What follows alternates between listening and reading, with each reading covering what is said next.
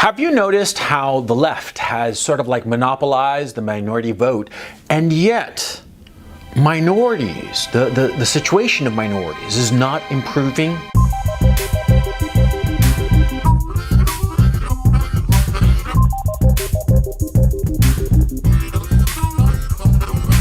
You see this in urban centers where the minorities are the dominant demographic in the big cities in the Western democracies. And these minorities, they all tend to vote in bloc. They all tend to vote 90% for the left-wing parties, right? And so the left-wing parties dominate these urban centers, and yet these urban centers are pigsties in some cases, right? They're complete disasters.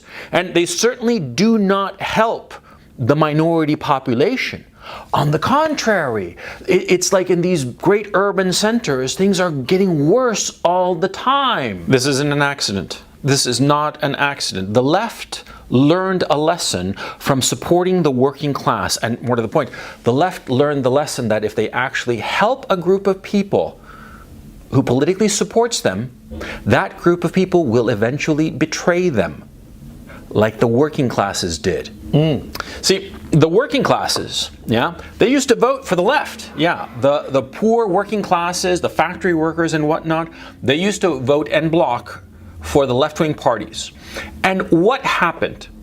As the economy improved, as the pay of the working classes improved, they started becoming more and more conservative. Of course, because see, if you have absolutely nothing, right?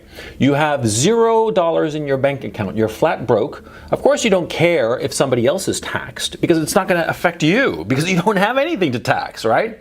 So if you're poor, if you're flat broke, you're like, sure, tax the rich, I don't care. Tax the middle classes, I don't care.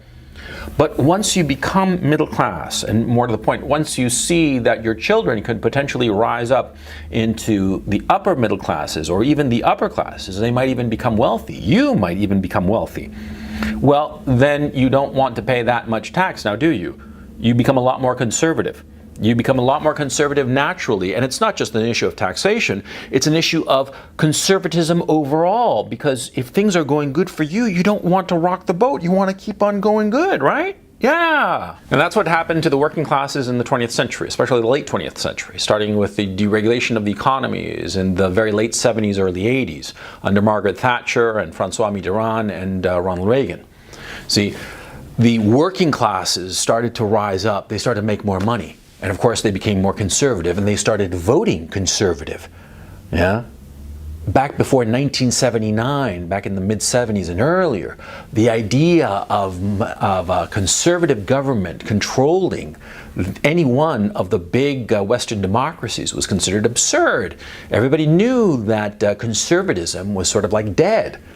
But as the economies improved because of deregulation, as more people became wealthier, they became more conservative. As the working classes started doing better, they became more conservative. And they abandoned the left-wing parties. And the left-wing parties never forgot that lesson. Oh no, they never did. Because they saw it. They lived through it. They saw how election after election would be lost because the working classes, their former allies, well, they become more conservative because their lot was better. The situation of the working classes, by improving, by actually fulfilling the dreams that so many left-wing politicians had dangled in front of them, right?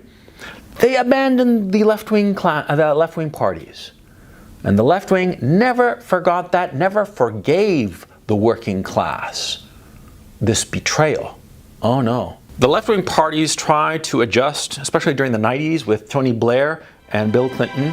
They essentially pivoted and basically advocated